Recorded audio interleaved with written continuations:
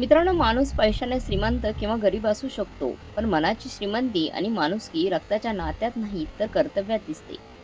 मित्रांनो, डोळ्यावर पाणी आणणारी आणि माणुसकीचा खराखुरा अर्थ सांगणारी ही कथा आज मी तुमच्यासाठी घेऊन आली आहे. शेवटपर्यंत नक्की बघा. पतीच्या निधनानंतर 4 महिन्यांनी माझ्या मुलीचा जन्म झाला. तेव्हा सासू तिचं तोंड पाहून रागावली आणि मला घरातून हाकलून दिलं. मी माझ्या लेकीला घेऊन रस्त्यावर भीक मागायला लागले. माझ्या डोळ्यातून सलग अश्रू पडत होते. तेवढ्यात एक माणूस माझ्याकडे आला आणि म्हणाला, जर तू माझ्या घरी काम केलंस तर मी तुला राहायला जागा देईन आणि तुझ्या मुलीची चांगली काळजी घेईन. मी तयार झाले. त्यांनी माझ्या मुलीला शिकवून सावरून डॉक्टर बनवले. तो एक खूप छान माणूस होता, पण एक दिवस त्यांचा मृत्यू झाला. जेव्हा त्यांना स्मशानभूमीत घेऊन नेण्यात आलं तेव्हा त्यांची चिता पाहून सगळ्यांचे होश उडाले. कारण गेल्या कित्येक वर्षापासून माझी मुलगी. मित्रांनो, खूपच इंटरेस्टिंग स्टोरी आहे. हे देवा, या संपूर्ण जगात आमच्यासारख्या अनाथ लोकांसाठी काही छप्पर उरलं नाहीये, असं मी थरथरत्या ओठाने म्हणाली आणि माझ्या मांडीवर रडणाऱ्या सईला पदराने लपवलं. मी काहीच जमवू शकली नाही. तेव्हा थंडी खूप होती आणि माझं शरीर थंडीने थरथरत होतं. रात्रीचा शांतपणा इतका भयानक होता की मला असं वाटत होतं की माझा श्वास घेणंही धोक्याचं आहे. मी रस्त्याच्या कडेला बसले होती आणि स्वतःला जगातील सर्वात बेजबाबदार स्त्री आहे असं वाटत होतं. माझ्या समोरचा रस्ता अगदी शांत होता. काही मिनिटांनी एक गाडी आली, माझ्या जवळून गेली आणि एक बेघर आई आणि तिचं लहान मुलं रस्त्याच्या कडेला बसले होते आणि कुणी त्यांना बघितलं नव्हतं. माझ्या छातीत जोराची वेदना झाली. शेवटी माझी काय चूक होती की मला ही शिक्षा भोगावी लागली? अजूनही मला ते समजत नव्हतं. तेव्हा दुरून येणाऱ्या एका गाडीचा तेजस्वी प्रकाश माझ्या डोळ्यांवर पडला. तो प्रकाश इतका तीव्र होता की मी माझे डोळ्यांसमोर टिकवला. मला वाटलं ही गाडी सुद्धा इतर गाड्यांसारखी जोरात निघून जाईल, पण कदाचित माझ्या नशिबात आजच्या रात्री आणखी अपमान साठवलेला होता. गाडीचा वेग कमी झाला आणि ती अगदी माझ्याजवळ येऊन थांबली. रंगबेरंगी चमकदार मोठ्या गाडीची काच हळूहळू खाली झाली. त्यामुळे घाबरून माझ्या बाळाला अजूनच छातीशी घट्ट झेपावलं. गाडीच्या आतून पांढऱ्या केसांच्या एका आजोबांनी डोकं काढून माझ्याकडे पाहिलं. त्यांच्या चेहऱ्यावर सुरकुत्या होत्या, पण डोळ्यात काहीतरी खास आपलेपणा दिसत होता. ते काही वेळ शांतपणे माझ्याकडे आणि मांडीवर असलेल्या बाळाकडे पाहत होते. असं वाटत होतं जणू काही खोल विचार करत आहेत किंवा कदाचित कोणाला ओळखण्याचा प्रयत्न करत आहेत. मग अचानक त्यांनी गाडीचा दरवाजा उघडला आणि वेगाने खाली उतरले. त्यांचा चालण्याचा अंदाज काहीसा अस्वस्थ वाटत होता, जो मला समजला नाही. बाळा, तू कोण आहेस आणि या मध्यरात्रीच्या थंडीत एकटी इथे काय करत आहेस? त्यांच्या आवाजात हलकी कंपन होतं, पण ती थंडीमुळे नव्हती तर मनातील वेदनेमुळे. मी घाबरून त्यांच्याकडे पाहिलं. माझ्या डोळ्यात त्यांना द्यायचा भाव दिसला. मी काहीतरी बोलू पाहत होते, पण थंडी आणि भुकेमुळे माझा आवाज गळ्यातच अडकला होता. मी फक्त नाही म्हणून मान हलवली. याचा अर्थ होता की माझं कुठलंही ठिकाण नव्हतं. माझ्या या शांत उत्तराने त्यांना आणखी दुःख झालं. ते लगेच म्हणाले, नाही बाळा, असं नाही होऊ शकत की मी तुला या अवस्थेत सोडून निघून जाईन. बघ, तुझं बाळ थंडीने निळं पडत चाललंय. देवासाठी माझं ऐक आणि गाडीत बस. मी तुला सुरक्षित ठिकाणी पोहोचवतो. मी तुला इथे रस्त्यावर मरण्यासाठी सोडून देऊ शकत नाही. त्यांच्या बोलण्यातला सूर अतिशय खरा आणि आपुलकीने भरलेला होता, ज्यामुळे माझ्या मनाला थोडं शांत वाटलं. भीती थोडी कमी झाली होती. मी माझ्या मुलीचं थंडगार झालेलं शरीर अनुभवू लागलो. तेव्हा आईने मला जबरदस्ती केली. मी थरथरत्या पावलाने गाडीच्या दिशेने चाललो आणि मागच्या सीटवर बसले. गाडीच्या आत छान गरम वाटत होतं, जणू काही हीटर चालू असावं. त्या उभेमुळे माझ्या गाठलेल्या शरीरात जीव परत आला. आजोबा ड्रायव्हिंग सीटवर बसले होते आणि त्यांनी गाडी पुढे चालवली, पण ते सतत आरशातून माझ्याकडे पाहत होते. त्यांच्या नजरेत एक प्रश्न होता, एक उत्सुकता होती, पण ते शांत होते. या गरम वातावरणात मला थोडासा दिलासा मिळाला तर माझे जुने दिवस परत माझ्या डोळ्यासमोर उभे राहायला लागले. माझं नाव सावित्री आहे. काही काळापूर्वीपर्यंत मी रस्त्यावर भटकणारी बाई नव्हते, तर एका सुखी घराची सून होते. माझा नवरा प्रकाश एका प्रायव्हेट कंपनीत ड्रायव्हर होता आणि आम्ही आमच्या छोट्याशा जगात खूप आनंदी होतो. मला अजून आठवतं, प्रकाश जेव्हा ड्युटीवरून घरी यायचा तेव्हा त्याच्या चेहऱ्यावर थकवा नसून एक छान हसू असायचं. तो नेहमी म्हणायचा, देवाने जर मनात आणलं तर एक दिवस नक्कीच आपलं आयुष्य बदलेल. माझ्या सासऱ्यांचा मृत्यू खूप आधी झाला होता आणि प्रकाश यांना एक लहान भाऊ होता, ज्याचं नाव बबन. आमच्या लग्नाला अजून फक्त 2 वर्ष झाली होती आणि मी आई होणार होते. प्रकाश साहेबांनी येणाऱ्या बाळासाठी खूप स्वप्न पाहिली होती. ते म्हणायचे, जर मुलगा झाला तर त्याला मोठा साहेब बनवेन आणि मुलगी झाली तर तिला डॉक्टर बनवेन, जेणेकरून ती गरीब आणि गरजू लोकांची मदत करू शकेल. पण त्यांना काय माहीत होतं की नशिबाने आमच्यासाठी काय ठेवलंय. मला तो दिवस आजही नीट आठवतो, जेव्हा माझ्या घराच्या दारावर थाप पडली आणि मला बातमी मिळाली की प्रकाश यांचा अपघात झाला आहे. मला सांगितलं की शेटजींची गाडी चालवत आणि घराच्या रस्त्यावर समोरून येणाऱ्या गाडीला वाचवताना त्यांची गाडी दरीत कोसळली आणि या अपघातात प्रकाश जागीच ठार झाला होता. ही बातमी मला आकाश कोसळल्यासारखी वाटली. मी खूप रागावले होते, पण गेलेला माणूस कधीच परत येणार नाही हे मला समजलं होतं. गाडी अचानक एका झटक्याने थांबली तेव्हा मी माझ्या विचारातून बाहेर आली. सिग्नल लाल होता आणि आजोबा अजूनही आरशातून माझ्याकडेच पाहत होते. त्यांनी मऊ आवाजात विचारले, बाळा तू सांगशील का, तू या अवस्थेपर्यंत कशी पोहोचलीस? तुझं घर कुठे आहे? मी खोल श्वास घेतला आणि माझी कहाणी सांगू लागले. आजोबा माझे पती गेल्यानंतर माझं जगच उजाडलं होतं. प्रकाश गेल्यावर माझ्या सासूबाईंचं वागणं माझ्याशी पूर्णपणे बदलून गेलं. आधी त्या माझ्यावर फारशी समाधानी नव्हत्या, पण मुलाच्या कमाईमुळे तितकं तरी शांत होत्या, त्यामुळे त्या काही माझ्याशी बोलत नव्हत्या. प्रकाशच्या अंत्यसंस्काराला अजून काही दिवस झाले नव्हते. काही दिवसच झाले होते की त्यांनी मला टोमणे मारायला सुरुवात केली. त्या म्हणायच्या, तू माझ्या मुलासाठी पांढऱ्या पायाची ठरलीस, तूच त्याला खाऊन टाकलंस. मी गर्भवती होते आणि मला आरामाची खूप गरज होती, शांततेची गरज होती. पण घरातलं वातावरण, घरातली कामं, सगळं काम माझ्या खांद्यावर टाकलं गेलं. रोजची भांडणं, तंटे, शिवीगाळ, माझं रोजचं जग झालं होतं. त्या मला नेहमी म्हणायच्या, आता माझ्या मुलाची कमाई येत नाही, माझा मुलगाही राहिलेला नाही, तर मी तुला फुकटचं भाकऱ्या कशा देईन, कसं तुला खायला घालू? मी सगळं काही चुपचाप सहन करून शांत बसायची, कारण माझ्या पोटात प्रकाश यांची निशाणी वाढत होती. मला आशा होती की बाळ जन्माला आलं की आजीचं मन वितळेल आणि त्यांचं माझ्याबद्दलचं मत वेगळं होऊन जाईल आणि कदाचित परिस्थिती सुधारेल. पण मला ही आशा पूर्णपणे खोटी ठरली.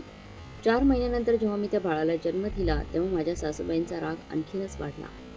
हॉस्पिटलच्या खाट्यावरून त्यांना ओरडायला सुरुवात केली की एक तर मुलगा गेला आणि वरून ही पिढी गळ्यात पडली आहे. मला वाटत होतं की त्या नातीचा चेहरा पाहून जुन्या गोष्टी विसरतील, पण त्यांनी जसं नातीचा चेहरा पाहिला, मुलगी झाली हे पाहिलं, तेव्हा बाळाला कडेवर घेणं तर दूरच, पण तिच्याकडे पाहणं सुद्धा त्यांना आवडलं नाही. घरी परत येताच त्यांनी मला थेट सांगितलं, सावित्री, नीट कान देऊन ऐक. या घरात फक्त तोच राहील जो काम सुरू करू शकेल. जर तुला इथे राहायचं असेल तर या मुलीला कुठल्या तरी अनाथ आश्रमात सोडू नकोस, नाही तर तुझा रस्ता ठर. मी एक आई होते, माझ्या बाळाला मी कशी सोडू शकत होते? मी त्यांचे पाय धरले आणि खूप रडले की आई असं वागू नका. आई, देवाचा तरी धाक ठेवा. ही तुमच्या मुलाची शेवटची आशा आहे, शेवटची निशाणी आहे. पण त्याच्या मनात थोडी दया नव्हती. एका संध्याकाळी त्यांनी माझं थोडंसं सामान घराबाहेर फेकून दिलं आणि दरवाजा आतून बंद केला. माझं बोलणं ऐकून ते आजोबा शांत झाले, पण मी पाहिलं की त्यांचे डोळे भरून आले होते. गाडी पुन्हा चालू झाली होती. मी माझी गोष्ट पुढे सुरू ठेवली आणि म्हणाले, आजोबा, सासूने घरातून हाकलून दिलं तेव्हा मला वाटलं होतं की कदाचित माझा भाऊ मला आधार देईल, मला सांभाळून घेईल. आई वडील गेल्यानंतर या जगात तोच माझा खरा एक जवळचा माणूस उरला होता. मी रडत रडत माझ्या बाळाला छातीशी लपेटून भावाच्या घरी पोहोचली. मला पाहताच वहिनीच्या चेहऱ्यावरचा रंगच उडाला. पण भावाने मला पाणी दिलं आणि बसवलं. जेव्हा मी त्याला सांगितलं की सासूने मला घरातून हाकलून दिलेलं आहे, मला घरात काहीतरी आसरा द्या, मला घरातून काढून दिले आणि आता माझ्याकडे राहायला जागा नाहीये, तेव्हा भाऊ माझ्याकडे नजर चोरायला लागला, माझ्याकडे बघायचं टाळायला लागला. तसं वहिनीने स्पष्टच सांगितलं, सावित्री, तुला माहीत आहे ना आजकाल किती महागाई आहे आणि आमचे स्वतःचे खर्च कसे आम्ही पूर्ण करतोय आणि आमच्याकडे एवढं मोठं घरही नाहीये की आम्ही तुला आणि तुझ्या मुलीला इथे ठेवू शकू. भावाने सुद्धा आपल्या बायकोच्या मदतीने काहीतरी मिळवलं आणि म्हणाला, सावित्री, तू समजून घेण्याचा प्रयत्न कर. मी हताश आहे, मजबूर आहे, मी तुला कायम माझ्या घरात ठेवू शकत नाही. चांगलं होईल जर तू स्वतःसाठी दुसरी काहीतरी सोय शोधलीस तर. आपल्याच माणसांनी माझं मन खूप दुखवलं होतं, खूप त्रास होत होता मला. मी तिथून उठली आणि रस्त्यावर भटकत राहिली. थेट रात्र झाली आणि मी खूप थकून तिथेच फुटपाथवर बसली जिथून तुम्ही मला तुमच्या गाडीत बसवलं. माझं बोलणं थांबलं आणि गाडी एका फार मोठ्या आणि आलिशान घराच्या समोर थांबली. चौकीदाराने गेट उघडलं आणि गाडी एका मोठ्या पोर्चमध्ये थांबली. ते घर एखाद्या राजवाड्यापेक्षा कमी नव्हतं. सगळीकडे दिवे लागलेले होते. नोकर धावत आले. आजोबा गाडीतून उतरले आणि माझ्या बाजूचा दरवाजा उघडला. त्याने खूप आदराने म्हटलं, बाळा, हे तुझंच घर आहे. मी घाबरून गाडीतून खाली उतरली. माझी जुनी साडी आणि मळलेली कपडे त्या आलिशान वाड्यात खूपच विचित्र दिसत होते. पण शेठने मला कधीच कमीपणा जाणवू दिला नाही. त्यांनी नोकराला हाक दिली आणि एक वयस्कर स्त्रीला म्हणजे शांताबाईंना बोलावून म्हटले, शांताबाई यांना वरच्या खोलीत घेऊन जा. त्यांच्यासाठी गरम पाणी आणि जेवणाची सोय करा. मला काही अडचण झाली नाही. त्यानंतर ते माझ्याकडे बोट करून म्हणले, माझं नाव दादासाहेब आहे आणि सगळे मला दादासाहेब शेख म्हणतात. आजपासून त्या घराची अब्रू आहेस. तुला इथे कधी काही कमी पडणार नाही. तू फक्त या घराची काळजी घे आणि तुझ्या मुलीची काळजी घे. चांगला सांभाळ कर. माझी इच्छा आहे की तुझी मुलगी शिकून सावरून खूप मोठ्या पदावर पोहोचली पाहिजे. मी अगदीच उलटसुलट झाली होती. एक अनोळखी माणूस माझ्यावर एवढा मेहरबान का होत होता मला काही कळत नव्हतं. मी त्याच्या उपकाराचा आभार कसे मानू. मी थरथरत्या आवाजात म्हटलं, दादासाहेब, तुमचे हे उपकार मी आयुष्यभर विसरू शकणार नाही. तुम्ही माझ्यासाठी देव म्हणून आलात. नाहीतर आजच्या रात्री कदाचित मी आणि माझं बाळ जिवंतच राहिलो नसतो. त्यांनी एका मोठा श्वास घेतला आणि माझ्याकडे पाहिलं. त्यांच्या डोळ्यात तो वेगळाच त्रास आणि ओलावा होता जो मी काही वेळापूर्वीच जाणवला होता. ते हळूच बोलले, बाळा, दुसऱ्याची मदत करणं हे माणसाचं कर्तव्य आहे. आणि असेही म्हटलं, मला या मुलीच्या चेहऱ्यावर माझा येणारा काळ दिसतोय.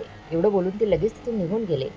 जणू ते स्वतःचे डोळे माझ्यापासून लपवत असावे जेणेकरून मी त्यांचे अश्रू पाहू नये. मला आणि सईला एक खूप सुंदर आणि आरामदायक खोली देण्यात आली.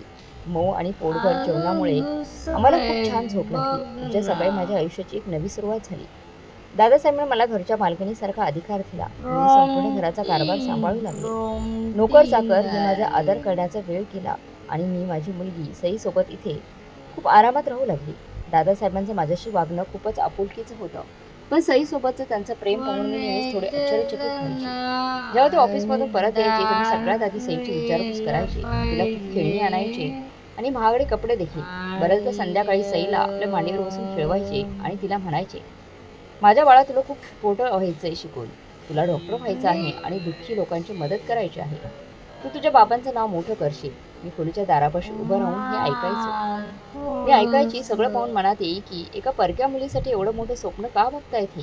ती तिला अगदी स्वतःच्या सख्या नातीसारखं प्रेम करायचे, अगदी त्याहूनही जास्त. कधी कधी रात्री मी जेव्हा पाणी घेण्यासाठी स्वयंपाकघरात जाते तेव्हा दादासाहेबांच्या खोलीची लाईट चालू असायची. एक दोन वेळा मी पाहिले की ती खुर्चीवर बसून कुठला तरी जुना फोटो पाहत असत आणि त्यांच्या डोळ्यातून अश्रू वाहत असत. त्यांच्या चेहऱ्यावर असं अथांग दुःख वासायचं की माझं काळीच कापायचं.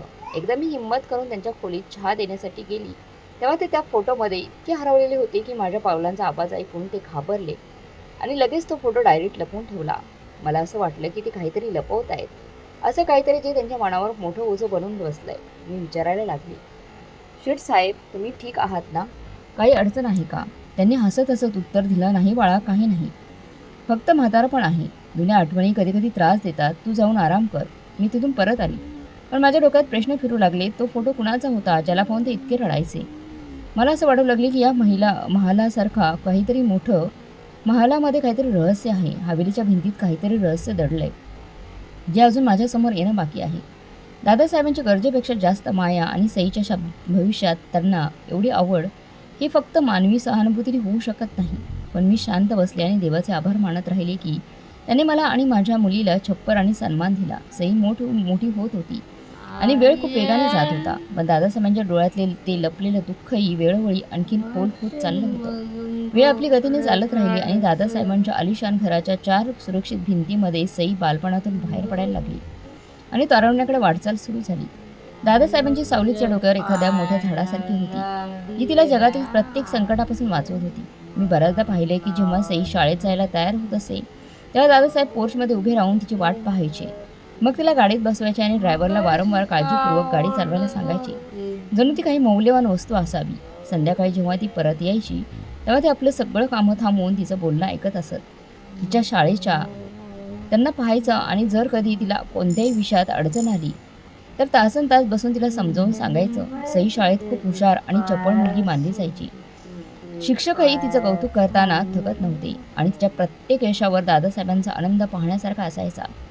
मला आठवतं जेव्हा सईने 10वीची परीक्षा दिली तेव्हा रिझल्टच्या दिवशी दादासाहेबांची अस्वस्थता सईपेक्षाही जास्त होती. ते डायनिंग रूममध्ये इकडे तिकडे फेऱ्या मारत होते आणि सतत गाडीच्या आवाजाची वाट पाहत होते. आणि जेव्हा सईने येऊन सांगितलं की तिने फक्त शाळेतच नाही तर पूर्ण बोर्डात पहिला नंबर मिळवला आहे तेव्हा शेठ साहेबांचा चेहरा आनंदाने खुलून गेला. ते अगदी लहान मुलांसारखे टाळ्या वाजू लागले. शाळेच्या वार्षिक स्नेहसंमेलनात तर त्यांची मान अभिमानाने उंच झालेली होती. ते सगळ्यात पुढच्या सीटवर बसले होते आणि त्यांची नजर स्टेजवर होती. जेव्हा अँकरने सईचं नाव घेतलं तेव्हा सगळ्यात आधी दादासाहेब उभे राहिले. पुरा हॉल टाळ्याच्या कडकडाटाने गुंजून उठला. आणि माझ्या डोळ्यात आनंदाचे अश्रू आले. सईने स्टेजवर जाऊन तिचं बक्षीस आणि ट्रॉफी घेतली आणि नंतर माईक हातात घेऊन तिने आपल्या या यशाचं श्रेय तिचे आजोबा म्हणजे दादासाहेबांना दिलं. तेव्हा मी पाहिलं की त्यांच्या वृद्ध डोळ्यातून खळाखळ अश्रू वाहू लागले होते. ते स्वतःलाच थोपवू शकत नव्हते. फंक्शन संपल्यानंतर जेव्हा लोक त्यांना अभिनंदन करायला आले आणि कोणीतरी विचारलं, शेठ साहेब ही तुमची नात आहे का? तेव्हा त्यांनी लगेच सईला जवळ ओढून अभिमानाने सांगितलं, हो ही माझी नात आहे, ही आमची मुलगी आहे. मी एका बाजूला उभे राहून सगळं पाहत होती आणि माझं मन एका वेगळ्या भावनेने भरून आलं होतं. घरी परत येताना गाडीतलं वातावरण खूप आनंदाने भरलेलं होतं. पण माझ्या मनात जुना तोच प्रश्न पुन्हा डोकं वर काढू लागला. तो थोडा रागवला. मी धाडसाने विचारलं त्यांना, शेठ साहेब तुम्ही आम्हाला एवढी कृपा का दाखवत आहात? आपण सगळे तुमच्या कुटुंबाचे सदस्य नाहीतच. मी फक्त तुमच्या घरी काम करणारी एक मुलगी आहे आणि सईसुद्धा एक अनाथ मुलगी आहे. मग तुम्ही तिला स्वतःच्या मैत्रीपेक्षा जास्त प्रेम का देत आहात? जगात काही लोक गरजेपेक्षा जास्त बोलतात. कधी कधी मला भीती वाटते की तुमची कृपा आमच्यावर एखादा बोजा झाल्यासारखी होऊन आम्हाला कधी सोडता येणार नाही, अशी जबाबदारी बनेल. दादासाहेब माझं बोलणं ऐकून एक दीर्घ श्वास घेतला त्यांनी. बाहेरच्या खिडकीकडे पाहून शांतपणे म्हणाले, सावित्री बाळा, जग काय म्हणते याची चिंता करू नकोस. चांगलं वागणं हे माझं कर्तव्य आहे. आणि खरं सांगायचं तर मला या मुलीमध्ये माझं भविष्य दिसतंय. तिच्या कपाळावर अशी एक चमक आहे जी मला खात्री देते की ती खूप पुढे जाईल. तू या सगळ्या गोष्टी बाजूला ठेवून फक्त तिच्या शिक्षणाकडे लक्ष दे. माझी इच्छा आहे की ती डॉक्टर बनेल आणि जगाला दाखवेल की एक अनाथ मुलगी कुठपर्यंत जाऊ शकते. त्यांचं उत्तर नेहमीप्रमाणे अर्धवट असायचं, पण त्यांच्या बोलण्यातली खरी भावना मला शांत करायची. तरी माझं मन सांगत होतं की ही गोष्ट फक्त उपकाराची नाही, काहीतरी गुपित असतं जे ते आपल्या हृदयात दडवून ठेवतात. कुणाला तरी कारण असतं ज्यामुळे ते आम्हाला एवढं प्रेम देतात. काही वर्षांचा हा प्रवास पाण्याच्या ओघासारखा सरकत गेला आणि तो दिवसही आला ज्याची दादासाहेब सगळ्यात जास्त वाट पाहत होते. सरावीने 12वीतही रेकॉर्ड तोडणारे मार्क मिळवल्याने यशस्वी झाली. मग आता मेडिकल कॉलेजमध्ये प्रवेश घेण्याची वेळ आली होती. दादासाहेबांनी सईसाठी सगळ्यात छान पुस्तकं आणली होती आणि ट्युशनची व्यवस्था केली होती आणि ते स्वतःही तिच्या जोशाला चालना देत होते. ज्या दिवशी मेरिट लिस्ट लागणार होती त्या दिवशी आम्ही सगळे देवाला प्रार्थना करत होतो. आणि मग जेव्हा सईचं नाव शहरातील सगळ्यात मोठ्या सरकारी मेडिकल कॉलेजच्या लिस्टमध्ये आलं तेव्हा त्या दिवशी दादासाहेबांच्या आनंदाला काहीच मर्यादा राहिली नाही. त्यांनी फक्त गल्लीतच नाही तर संपूर्ण शहरात मिठाई वाटली आणि गरिबांना जेवण घातलं. ज्याला कोणाला भेटायचं होतं त्यांना अभिमानाने सांगायचं की माझी मुलगी डॉक्टर होणार आहे. त्यांच्या चेहऱ्यावर एक अशी चमक होती जणू त्यांच्या आयुष्यातली एखादी मोठी आणि अपूर्ण राहिलेली इच्छा पूर्ण झाली असावी. सईसुद्धा जेव्हा पहिल्यांदा पांढरा कोट घालून आणि गळ्यात स्टेथोस्कोप लटकवून त्यांच्यासमोर आली तेव्हा ते आनंदाने रडू लागले. आनंदाश्रू त्यांच्या डोळ्यातून वाहू लागले. ते आपल्या खुर्चीवर उभे राहिले आणि त्यांनी सईच्या कपाळावर हात ठेवला. सईने पुढे येऊन त्यांच्या पायांवर पडत म्हटले, आजोबा जर तुम्ही नसता तर कदाचित आज मी लोकांच्या घरी भांडी घासत असते किंवा कुठल्या फॅक्टरीत मजुरी करत असते. हा पांढरा कोट आणि हे सगळं फक्त तुमच्यामुळे आहे. तुम्ही मला असं आयुष्य दिलंय ज्याचे मी कधी विचारही करू शकत नव्हते. तुम्ही माझ्यासाठी माझ्या वडिलांपेक्षा कमी नाही. दादासाहेबांनी सईच्या डोक्यावर हात ठेवत जड आवाजात म्हटलं, नाही बाळा, ही तुझी स्वतःची मेहनत आहे आणि तुझ्या आईच्या प्रार्थनेचं फळ आहे. यात माझं काही कमाल नाही आहे. मी तर फक्त एक माध्यम आहे. देवाने तुझी मदत करण्यासाठी मला निवडलं होतं आणि कदाचित हा माझ्या आयुष्यातील मुख्य उद्देशही होता. मी एका बाजूला उभा राहून देवाचा आभार मानत होतो. मनातल्या मनात दादासाहेबांच्या दीर्घायुष्यासाठी आणि चांगल्या आरोग्यासाठी प्रार्थना करत होती की हे देवा या माणसाला नेहमी सुखी ठेव, ज्याने आम्हा अनाथांना इतकी इज्जत दिली. पण माझ्या मनाच्या कुठल्या तरी कोपऱ्यात अजूनही एक प्रश्न दडून बसलेलाच होता की शेवटी एक अनोळखी माणसाने आपलं पूर्ण आयुष्य आणि आमची संपत्ती आमच्यावर का उधळली असेल. सई आता एक हुशार डॉक्टर झाली होती आणि तिने आपली प्रॅक्टिस सुरू केली होती. आमचं आयुष्य गरिबीच्या अंधारातून बाहेर पडून सुखाच्या प्रकाशात आलं होतं. आता आम्ही नोकरासारखे नव्हतो तर घरच्या हक्काच्या माणसासारखे राहू लागलो होतो. दादासाहेबांनी आम्हाला एवढा मान दिला होता की नोकरसुद्धा मला मोठ्या मालकीनबाई आणि सईला छोटी मालकीनबाई म्हणून हाक मारायचे. आयुष्य अगदी आरामात चाललं होतं की एका संध्याकाळी नशिबाने न्यायाचा असा खेळ दाखवला जो पाहून माझा थरका बसला. हिवाळीची एक थंड संध्याकाळ होती आणि रात्र जवळ येत होती. बाहेर आकाशात काळे ढग दाटले होते आणि हलक्या पावसाची रिमझिम सुरू होती. तसतसं गेटच्या चौकीदाराने येऊन सांगितले की कोणीतरी म्हातारी बाई तुम्हाला भेटायला आली आहे. मी आश्चर्याने विचारलं, कोण आहे? तो म्हणाला, मोठ्या मालकीन, पण स्वतःचं नाव सांगत नाही, फक्त रडत आहेत आणि म्हणत आहेत, सावित्रीला बोलवा. मला थोडं घाबरल्यासारखं झालं. यावेळेस कोण असू शकतं आणि माझं नाव कसं माहीत? मी सईसोबत छत्री घेऊन गेटकडे निघाली. गेटच्या बाहेर रस्त्यावरच्या फिक्कट पिवळ्या दिव्याखाली एक अशक्त बाई उभी होती जी पावसात घाबरलेली दिसत होती. तिचे कपडे मळालेले होते आणि फाटलेले देखील होते आणि तिचा चेहरा सुरकुतींनी भरलेला होता. ती थंडीने थरथरत होती. मी नीट पाहिलं तर माझे पाय तेच थंड झाले आणि श्वास अडकला. ती दुसरी तिसरी कोणी नसून माझी सासूबाई होती. हीच ती बाई होती जिने माझ्या तरुणपणाच्या आणि ताकदीच्या गर्वात मला धक्का देऊन घराबाहेर काढलं होतं. तिने माझ्या निरागस बाळावरही दया दाखवली नव्हती. आज ज्या आजारपणामुळे आणि म्हातारपणामुळे पूर्णपणे खचल्या होत्या. त्यांची कंबर वाकली होती आणि डोळ्यांची नजरही कमजोर झाली होती. त्यांना कुठून तरी समजलं होतं की त्यांची सून आणि नात आता शहरात आहे. सगळ्यात मोठ्या शेट्यांच्या घरी राहती आणि नॉथर सई तर डॉक्टर झाली आहे. ती मला पाहताच चुकून पुढे आली आणि माझ्या पायांवर पडू लागली. "सावित्री बाळा, मला ओळखलं नाहीस का? मी तुझी सासू आहे. देवासाठी मला माफ कर. मी तुझ्यावर खूप जुलूम केले. मी चुकली. मला माझ्या कर्माची शिक्षा झाली. माझ्या लहान मुलाने, बबनने लग्नानंतर मला सोडून दिलं आणि सगळी मालमत्ता विकून आपल्या बायकोला घेऊन बाहेर निघून गेला. आता मला कुठेही आसरा नाही. मी दररोज ठोकरं खात फिरते. लोक आता मला भयकही देत नाहीत. देवासाठी मला तुझ्यासाठी कडे ठेवून घे.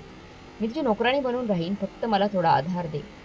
राहायला छप्पर दे." माझ्या सासूबाईंना त्या अवस्थेत पाहिलं तेव्हा माझ्या जुन्या सगळ्या जखमांना पुन्हा ताज्या होऊन माझं मन रडायला लागलं. ती रात्र किती भयानक आणि भीतीदायक होती. माझ्या डोळ्यासमोर तीच भयानक रात्र फिरू लागली. जेव्हा त्यांनी मला दूध पित असलेल्या बाळासोबत थंडीच्या रात्री घरातून बाहेर हाकलून दिलं होतं. त्यानंतर त्यांच्या त्या विषारी शब्दांनी माझ्या कानात गुंजायला लागलं की तू पांढऱ्या पायाची आहेस आणि या मुलीला अनाथ आश्रमात सोडायला पाहिजे.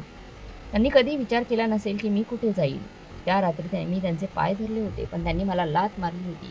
माझं मन एका क्षणासाठी वितळलं आणि शेवटी ह्या माझ्या मृत्यूच्या वेळी ती माझी आई होती आणि म्हातारी पण होती.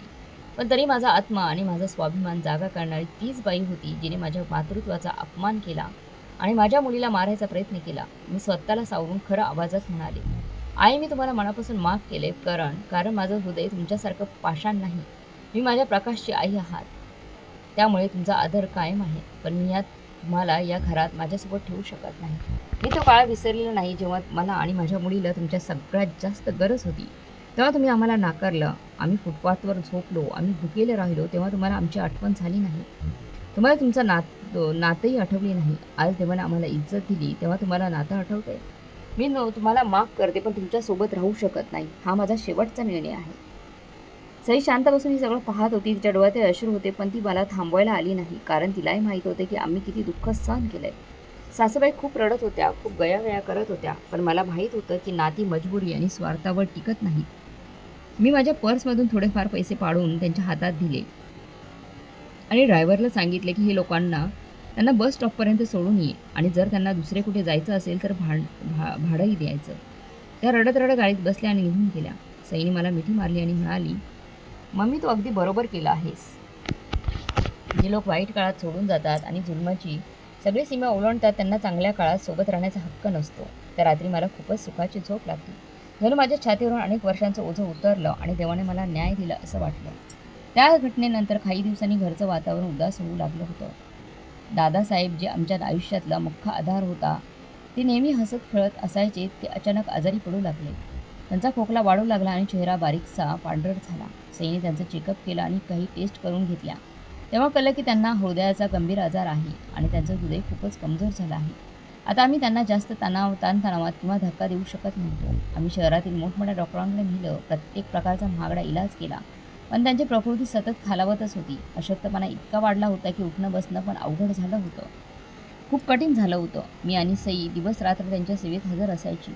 सई तर हॉस्पिटलमध्ये सुट्टी घेऊन त्यांच्या उशाशी बसून राहायची आणि स्वतःच्या हाताने त्यांना औषधं द्यायची.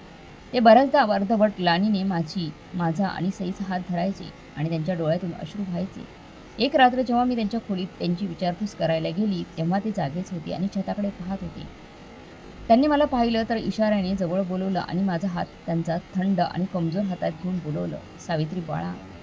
बोलले ते, "सावित्री बाळा, आता माझा शेवटचा काळ जवळ आलाय. आता मी शांततेने मरू शकतो. मी माझं कर्ज फेडलंय. माझ्या खांद्यावर जो ताण होता तो आता थोडा हलका झालाय. आता मी प्रकाशची नजर मिटवू शकतो." मला त्याचं नाव, प्रकाश आणि कर्ज याबद्दल काहीच समजलं नाही. मी आश्चर्याने म्हणाले, "शेठजी, तुम्ही काय बोलताय? तुम्ही आमच्याकडून कोणतं कर्ज घेतलं नाही. उलट आम्ही तुमचे कृतज्ञ आहोत. तुमचे उपकार आयुष्यभर फेडू शकणार नाही. असं काही बोलू नका." हे सगळं फक्त एक रहस्यमय हसण्यासोबत प्रकाशाकडे बोट दाखवत म्हणायचे, "हे सगळं त्याचा खेळ आहे. देवाचा खेळ आहे. मी फक्त एक माध्यम आहे. पण लक्षात ठेवा, खऱ्या वारसदारापर्यंत सगळं काही पोहोचेल. आता मला काहीही पश्चाताप नाही." त्यांचं बोलणं एखाद्या कोड्यासारखं वाटायचं. पण त्यांच्या डोळ्यात मृत्यूची भीती पाहून माझं मन कापायचं. शेवटी तो दुर्दैवी क्षण आलाच, ज्याची मला भीती होती. हिवाळ्याच्या एक उदास आणि शांत संध्याकाळी दादासाहेब आम्हाला रडत तळमळत सोडून निघून गेले. त्यांच्या जाण्याची संपूर्ण बातमी संपूर्ण शहरात आगीसारखी पसरली. हे ऐकताच लोकांची गर्दी उसळली. संपूर्ण गल्ली दुःखात बुडाली होती, कारण ते सगळ्यांसाठी एखाद्या देवासारखे होते. शहरातील मोठमोठे लोक त्यांच्या अंतिम संस्कारासाठी आले. ते लोकही आले जे त्यांच्या जिवंतपणी असतानाही कुणी त्यांना विचार केला नाही. अगदी दूरचे नातेवाईकही अचानक समोर आले. कदाचित ते त्यांच्या संपत्तीच्या आशेने खोटे अश्रू पुसत होते आणि कानात हळूच कुजबुजत होते. अंतिम संस्काराची वेळ आली तेव्हा एक वेगळाच आणि थक्क करणारा नजारा पाहायला मिळाला. जेव्हा त्यांच्या पार्थिवाला स्नान घातलं गेलं तेव्हा त्यांचा चेहरा एका वेगळ्या प्रकाशात चमकत होता आणि जेव्हा त्यांना स्मशानभूमीत नेण्यात आलं तिथे अचानक गुलाबासारखा मातीचा सुगंध पसरला. तो सुवास इतका तीव्र आणि मनाला शांत करणारा होता की ज्यावेळी सगळे लोक तिथे होते तेव्हा सगळ्यांचं लक्ष तिथेच राहिलं. सगळे एकमेकांचे चेहरे पाहू लागले आणि विचार करू लागले की हा सुवास कुठून येतोय. हा कोणताही साधा सुवास नाही. असं वाटत होतं की काहीतरी दैवी सुगंध पसरला आहे.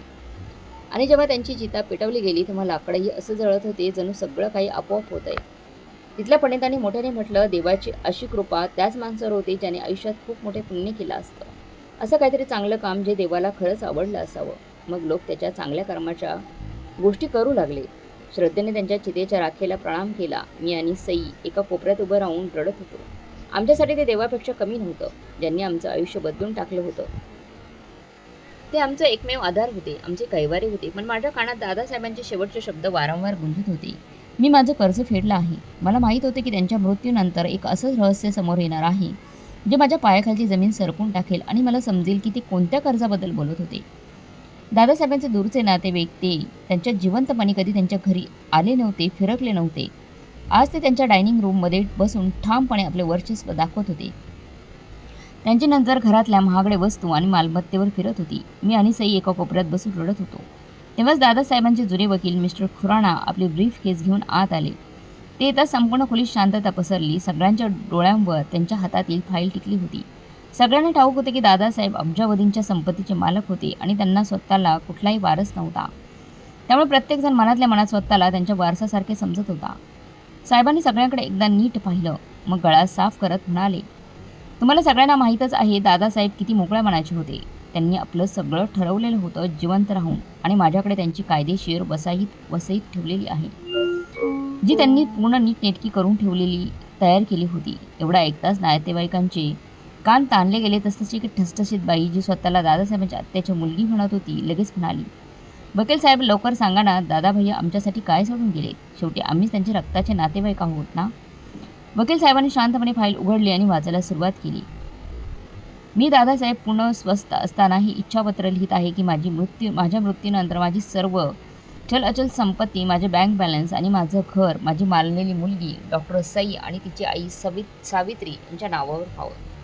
एवढा ऐकताच खोलीत बॉम्ब फुटल्यासारखं झालं. सगळ्यांचे चेहरे आश्चर्य आणि रागाने लाल झाले. जे नातेवाईक आत्तापर्यंत रडण्याचं नाटक करत होते ते अचानक आपले खरं रंग दाखवू लागले आणि ओरडू चिरडू लागले, हे कसं होऊ शकतं? ही वसियत खोटी आहे. दादासाहेब काही वेडे नव्हते जे आपली सगळी संपत्ती या दोघी किरकोळ बायकांच्या नावावर करून जातील. काहीतरी जादू केली किंवा खाण्यापिण्यात काहीतरी मिसळून त्यांनी आपल्यात वश केलाय, म्हणून त्यांनी ही वसियत लिहिली. त्यांच्या गप्पा ऐकून माझं रक्त उफाळू लागलं. सई रागाने उभी राहिली. मग मी तिचा हात धरून खाली बसवलं. वकील साहेबांनी टेबलावर जोरात हात मारला आणि सगळ्यांना गप्प करत खंबीर आवाजात म्हणाले, खबरदार, जर कोणी दादासाहेबांच्या चारित्र्यावर बोट उचललं किंवा त्यांच्यावर कोणताही आक्षेप आणला तरी वसत पूर्णपणे कायदेशीर आहे आणि कायद्याच्या दृष्टीने अगदी बरोबर आहे. दादासाहेबांनी मला आधीच सांगितलं होतं की त्यांच्या जाण्यानंतर तुम्ही लोक असाच गोंधळ कराल, काहीतरी गोंधळ करून ठेवाल. म्हणूनच त्यांनी या वसतिबरोबर एक खाजगी पत्रही ठेवलं आहे जे फक्त सावित्री वाचू शकते, आणि त्यांच्या घराची मालमत्तेची सर्व कागदपत्रे आणि तिजोरीची चावी आता सावित्रीजींची जबाबदारी आहे. वकील साहेबांनी त्या लालची नातेवाईकांना बाजूला ठेवून माझ्या तळहावर एक बंद पाकिट ठेवलं आणि एक छोटी सोनेरी चावी ठेवली आणि म्हणाले, सावित्रीजी, ही दादासाहेबांच्या खाजगी तिजोरीची चावी आहे जी त्यांच्या बेडरूममध्ये ठेवलेली आहे. त्यांनी खास करून म्हटलं होतं की ते गेले की तुम्ही ती सगळ्यात आधी उघडली पाहिजे, कारण तुमच्यासाठी काही जे तुम्हाला नक्की माहीत असलं पाहिजे. हे सगळं इतकं अचानक घडत होतं की माझं डोकं सुन्न झालं होतं. नातेवाईक अजूनही ओरडत होते, धमक्या देत होते की ते कोर्टात जातील आणि वसियत मांडणार नाही. पण वकील साहेबांनी पोलिसांना बोलावण्याची धमकी दिली आणि सगळ्यांना शांत केलं. मी थरथरत्या हाताने चावी आणि पाकीट घेऊन उभी राहिली. मी दादासाहेबांच्या खोलीकडे निघाले. सईसुद्धा माझ्यासोबत होती, माझ्या आधारासाठी. दादासाहेबांची खोली अगदी तशीच होती, जशी होती तशी ते मला आता सोडून गेले असावेत. खोलीत त्यांचा अजूनही सुवास येत होता, जो माझं मन अजूनही उदास करत होतं. माझं लक्ष त्यांच्या रिकाम्या खाटेवर गेलं तेव्हा माझ्या डोळ्यात आपोआप अश्रू आले. मी थोडं कापत्या हाताने चावी फिरवली आणि हळू आवाजात तिजोरी उघडली. तिजोरीत ना सोनं होतं ना हिरे, फक्त एक जुनी डायरी आणि एक फोटो होता. मी घाबरून तो फोटो उचलला आणि जशी माझी नजर त्यावर गेली तशी माझ्या पायाखालची जमीन सरकली. माझ्या तोंडातून एक हलकी किंकाळी बाहेर आली आणि मी तिथे चटईवर बसून राहिली. सई. ती घाबरून माझ्या जवळ आली आणि तिने तो फोटो पाहिला तेव्हा तीही चकित झाली. तो कोणताही साधा फोटो नव्हता. तो माझा आणि माझ्या दिवंगत नवऱ्याचा, प्रकाश यांचा फोटो होता, ज्यात आम्ही दोघे स्टेजवर बसून हसत होतो. हा फोटो नेहमी प्रकाशच्या खिशात असायचा आणि त्यांच्या निधनानंतर तो खिसा मला कधीच मिळाला नव्हता. मी आश्चर्याने धक्क्याने भरलेल्या मनाने वकिलांनी दिलेली खिसा उघडला आणि त्यातील पत्र वाचायला सुरुवात केली. माझे अश्रू कागदावर पडत सई पसरत होती. पत्रावर दादासाहेबांच्या हाताने लिहिलेली होती. त्याला वाचताना असं वाटत होतं जणू ते माझ्यासमोरच आहे, बसून माझ्याशी बोलत आहे. सावित्री, माझी बहीण आणि माझी मुलगी सई. जेव्हा तू हे पत्र वाचत असशील तेव्हा मी या जगाच्या त्रासापासून खूप दूर गेलेलो असेल. मला ठाऊक आहे तू नक्कीच खूप आश्चर्यचकित झाली असशील आणि तुझ्या मनात हजारो प्रश्न उभे राहिले असतील. मी तुला रस्त्यावरून का घेतलं आणि माझी सगळी संपत्ती तुझ्या नावावर का केली? लोक म्हणायचे की मी खूप दयाळू आहे, खूप चांगला माणूस आहे, पण खरं सांगायचं तर सावित्री, मी तुझा गुन्हेगार आहे. मी असा माणूस होतो जो आयुष्यभर आपल्या चुका भरून काढत राहिलो. तू नेहमी विचारायचंच ना की मी तुझ्यावर एवढं प्रेम का करतो? तर ऐक, तो रस्ता अपघात, त्यात तुझा पती प्रकाश यांचा जीव गेला, तो माझ्यामुळे झाला असं नाही. खरं तर प्रकाश यांचा मृत्यू माझ्या गाडीला धडकल्यामुळे नाही झाला. उलट त्या रात्री मृत्यू माझ्यासाठी आला होता. एक सुसाट वेगाने येणारा ट्रक अनियंत्रित होऊन माझ्या गाडीला चिरडला जाणार होता. तेवढ्यात अचानक माहीत नाही कुठून प्रकाश अचानक समोर आला. आपली टॅक्सी घेऊन माझ्या आणि त्या ट्रकच्या मध्ये आला. त्याने माझे प्राण वाचवण्यासाठी आपली टॅक्सी ट्रकच्या समोर घातली. ट्रकने त्याच्या टॅक्सीचा पूर्ण चक्काचूर केला होता आणि तो देव माणूस माझं आयुष्य वाचवलं होतं. वाचवून स्वतः मृत्यूच्या दारात जाऊन गेला. माझी गाडी धडकली आणि मी बेशुद्ध झालो. मी कित्येक महिने हॉस्पिटलमध्ये होतो. अपघाताबद्दल विचारलं तेव्हा मला सांगितलं की ज्या टॅक्सी ड्रायव्हरने स्वतःच्या प्राणाचा सवाल देऊन मला वाचवलं त्याचा त्या ठिकाणीच मृत्यू झाला. पोलिसांनी मला त्याचा उरलेला सामान दिलं, ज्यात तो फोटा होता जो त्याच्या रक्ताने माखलेल्या पाकिटात होता. मी त्यावेळी हॉस्पिटलच्या खाटेवर पडून शपथ घेतली की ज्याने आपलं तरुणपण आणि आयुष्य माझ्यासाठी दिले, जीवनासाठी कुर्बान केलं, मी त्याच्या कुटुंबाला कधीही दुःखात राहू देणार नाही.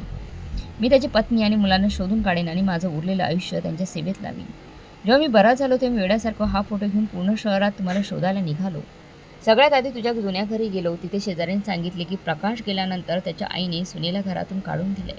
हे ऐकून माझं मन तुटलं की माझ्यामुळे एक हसतं खेळतं घर उद्ध्वस्त झालं. मी माझी सगळी माणसं संपूर्ण शहरात पसरवली. सावित्रीला शोधा असं सांगून मी स्वतः रात्रभर गाडी घेऊन रस्त्यावर फिरायचो. प्रत्येक फुटपाथवर आणि प्रत्येक चौकात तुझा शोध घेत होतो. मग एका थंडीच्या रात्री देवाने माझं ऐकलं आणि मी तुला त्या फुटपाथवर ओळखलं, जिथे तू थंडीत थरथरत होती आणि तुझ्या मांडीवर प्रकाश सई होती, भुकेने रडत होती. मला असं वाटलं की प्रकाशवरून मला पाहतोय आणि म्हणतो, दादासाहेब माझी अमानत सांभाळ. मी तुम्हाला गाडीत बसवलं तेव्हा मनात आलं की मी तुझ्या पायावर पडून माफी मागावी, रडत रडत सांगावं की मीच तो कमनशिबी माणूस आहे ज्यामुळे हे सगळं झालं.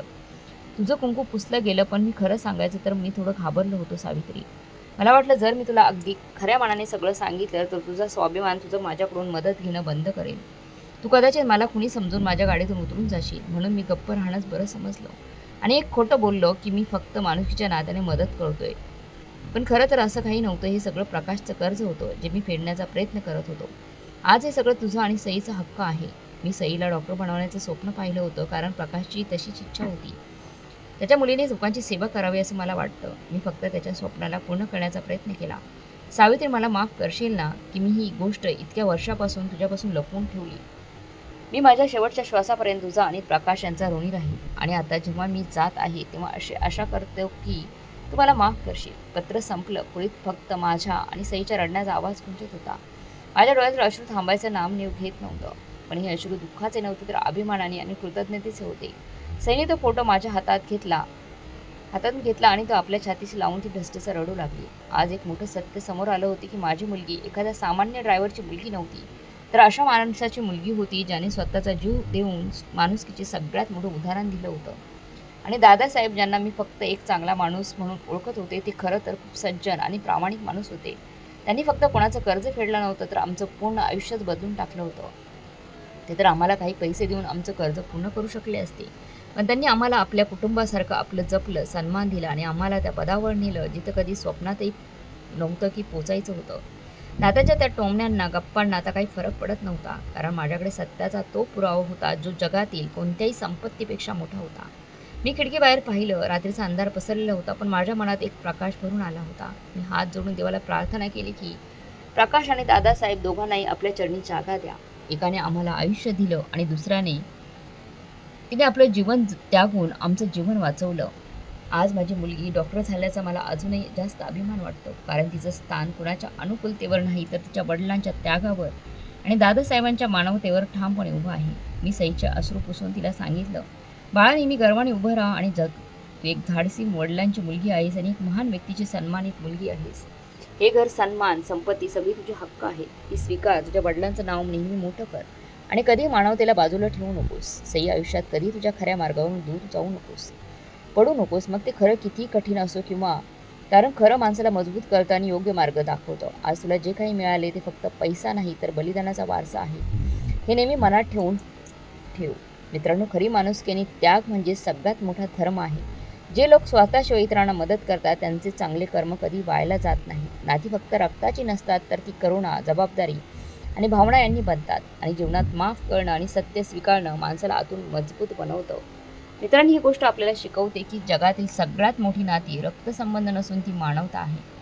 आपल्याला जवळचे लोक आपल्याला नाकारले तरी देव कुणाला तरी मदत करण्यासाठी नक्कीच पाठवतो. पण कुणाची मदत विसरू नये आणि आपले कर्तव्य कधी बाजूला सोडू नये. हाच खरा मानवतेचा धर्म आहे. आपण निस्वार्थपणे कुणाला मदत केली तर ती चांगले कर्म कधीही व्यर्थ जात नाही. माणूस जातो, पण त्याचे चांगले कर्म आणि त्याची मानवता सुगंधासारखी कायम राहते. म्हणून मित्रांनो, हीच आपल्या जीवनाची कहाणी आहे. यापासून आपल्याला एकच शिकवण मिळते, वेळ बदलायला जास्त वेळ लागत नाही, पण वाईट वेळेत माणसं सोबत सोडतात. चांगल्या काळात त्यांना सोबत राहण्याचा कुठलाही हक्क नसतो. आपल्या सख्ख्या माणसाने सावित्रीला नाकारलं, पण एका अनोळखी आजोबांनी तिला आपल्या पोटच्या मुलीप्रमाणे, नातीप्रमाणे सांभाळलं. या देव माणसाबद्दल आणि प्रकाशच्या बलिदानाबद्दल तुम्हाला काय वाटते, मला कमेंट्समध्ये नक्की सांगा. जरी गोष्ट तुमच्या मनाला भिडली असेल तर व्हिडिओला एक लाईक द्या आणि तुमच्या मित्र नातेवाईकांमध्ये शेअर करा. आणि अशा साध्या, सोप्या आणि मनाला भिडणाऱ्या सत्यकथा ऐकण्यासाठी चॅनलला नक्की सबस्क्राईब करा.